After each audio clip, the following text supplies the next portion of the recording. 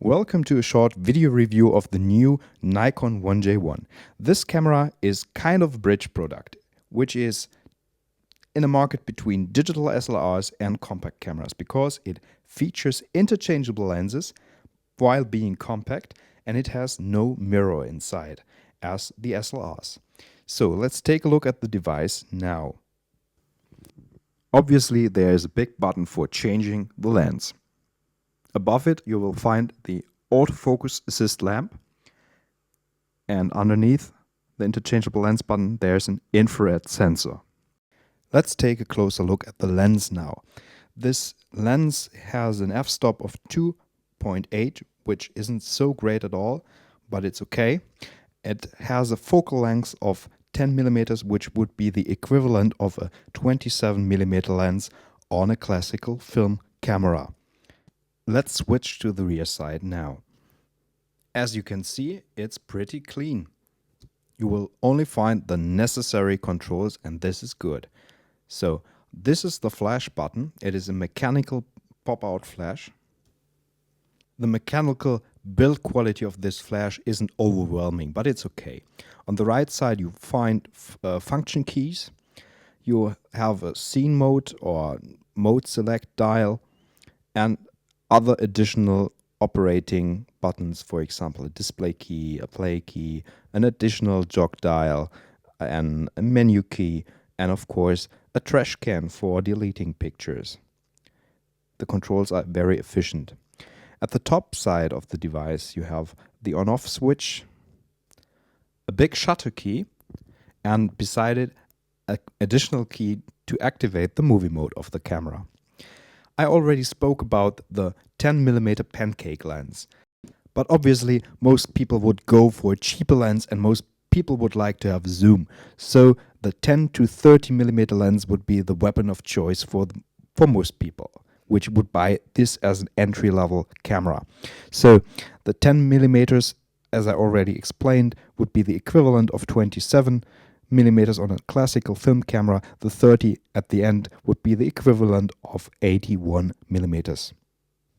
Although there is one thing you should take into consideration, because if you attach the 10 to 30 millimeter lens, the camera loses its small appearance because it's much bigger than. If you want to go for a compact all-day use camera, you probably should go for the 10mm lens. It is also the better choice for available light photography. Of course, you can attach the camera to a tripod, and of course there's a battery compartment, and you have a SD card for storing your pictures. And this is what the sensor of the Nikon J1 looks like. But of course you buy a camera for taking pictures, and that is what it looks like to shoot a single picture. But it also features a nice continuous shooting mode. Pretty fast, isn't it? But the real impressive thing is it has high speed continuous shooting mode, which I'm going to activate now. It's called electronic mode. Take a look at that. 60 frames per second. Want to hear it again? Let's go. And now let's take a walk through the menu structure. The menu of the Nikon 1J1 is very efficient. It is separated in three main compartments: a play, a record, and a settings mode. Let's at first take a look at the play mode. You can delete pictures, you can have several kinds of slideshows with your taken pictures, you can rotate the pictures inside the camera, you have print options, you can protect them, you can rate them. Here is the menu for rating. You have additional lighting options. You can set or change the lighting of a picture after taking it. You can resize images. You can crop images.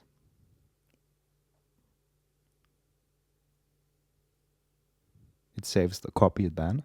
And you can even edit movies, setting the start and the end point. In the record mode, you have several options. For example, you can select between several exposure modes. You can set the image quality if you prefer RAW or JPEG or both. You can set the image size, 3 options there. You can switch between continuous single frame and electronic high-speed shutter mode. You have options for metering.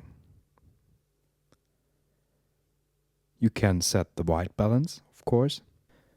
You will find a very sophisticated menu for ISO settings. You have several options for auto modes and manual modes. You have a picture control menu for vivid or neutral looking pictures. You have even custom controlled pictures. You can set the color space, active delightening, long exposure noise reduction, and high ISO noise reduction. You have an interval timer. You can set the focus mode, and you can even shoot using manual focus. You can select the autofocus area mode, and you have a face priority option, face recognition feature, and built-in AF assist lamp can be switched off. The settings menu also features several options. You can format the memory card, for example. You can select if you want to have a welcome screen. You can adjust the monitor brightness or display a grid if you believe in the rule of thirds, for example.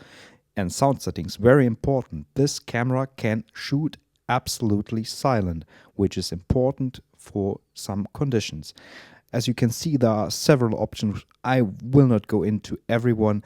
You can take a look at the video if you want to see those, but I just will mention some of them. Flicker reduction, for example, is interesting. If you are shooting monitors, you can adjust that to which frequency you would prefer. And of course, standards like language setting. And interestingly, even the firmware can be adjusted for the lenses.